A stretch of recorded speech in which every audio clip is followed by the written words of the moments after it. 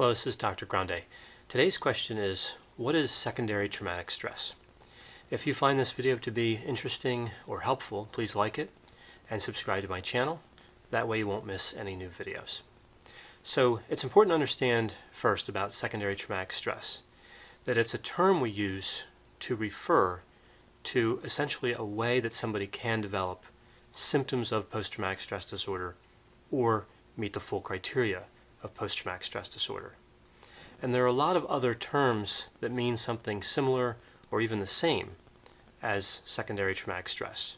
For example, compassion fatigue is generally thought of as an interchangeable term. We also see vicarious trauma, which is similar, but it's not really exactly the same thing. There's more of a cognitive component to vicarious trauma. And sometimes we hear the term burnout.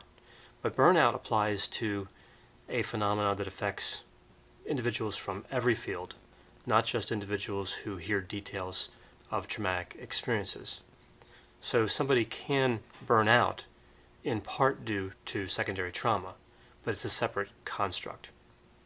Now, secondary traumatic stress by itself is not a mental health disorder. Again, the mental health disorder associated with it would be post-traumatic stress disorder. Secondary traumatic stress can affect mental health professionals, and that's the group I'm really talking about here in this video. However, it can also affect individuals from other fields, like first responders and medical professionals.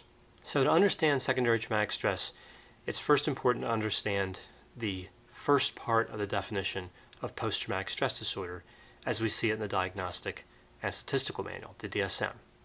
And this is the section that contains a qualifying trauma. What types of experiences qualify as part of the definition of PTSD? Now, we know from the DSM, in order for an experience to qualify as a traumatic event, it must be related to actual or threatened death, serious injury, or sexual violence. And it also must meet one of 4 symptom criteria in that same section. So if somebody directly experiences a traumatic event, that would qualify. Witnessing a traumatic event happening to somebody else would qualify if it's in person. Also, learning about a traumatic event that occurred to a close family member or close friend, as long as that traumatic event was violent or accidental. And the 4th criterion here for the qualifying trauma is the one that's really related to secondary traumatic stress. And that's experiencing repeated or extreme exposure to aversive details of a traumatic event. So as far as mental health professionals are concerned, this would be when a client talks about traumatic experiences. One of the questions I get related to criterion number 4 here, this last criterion of a qualifying trauma, is what happens when a mental health professional provides services via video conferencing, for example, where they're not face-to-face with the client. This still qualifies under criterion 4 because it's work-related. So what are the consequences of secondary traumatic stress? Well, there are obvious consequences to the mental health professional that is suffering from it, but also there can be impairment. It can affect how well a mental health professional provides services. If we look at just some of the criteria for post-traumatic stress disorder, it's easy to see how these symptoms could interfere with somebody being able to deliver quality services.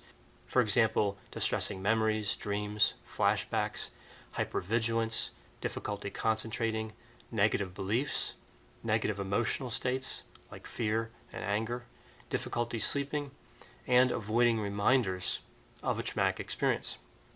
This last symptom in particular is quite easy to connect because you could picture a mental health professional who just doesn't want to hear any more details about a trauma.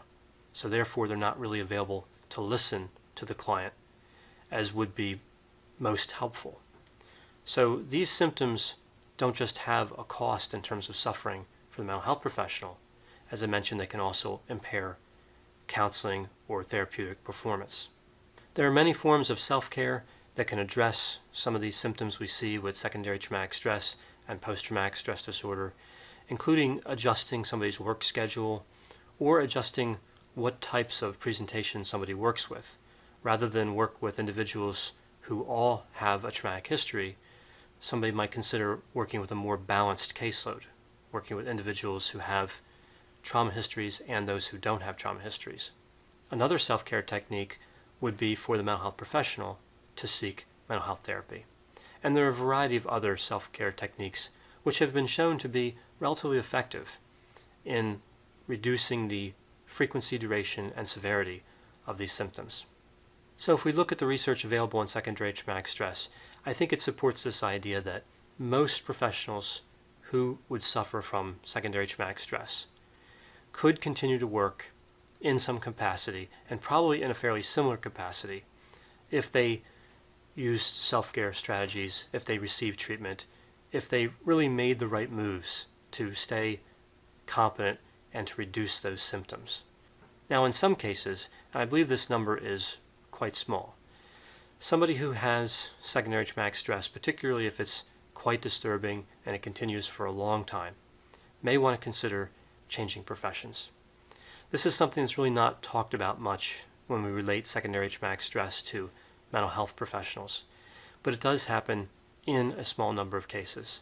This work simply isn't for everybody, and it's completely understandable that somebody might get involved in the work of a mental health professional, and then after hearing about traumatic events and experiencing post-traumatic stress disorder-like symptoms, decide that it's just not for them. I think one of the difficulties is that there's a lot of investment in terms of education, training, and experience to get to the point where somebody can be licensed as a mental health professional. So moving away from the field and into another career is something that's really far down on the list in terms of interventions. And I agree it should not be the first place where somebody goes in most situations. Again, other self-care strategies should be used first. But sometimes, particularly when somebody's given a good effort and they really haven't seen much of a change in the symptoms, it is understandable that some people may want to change professions.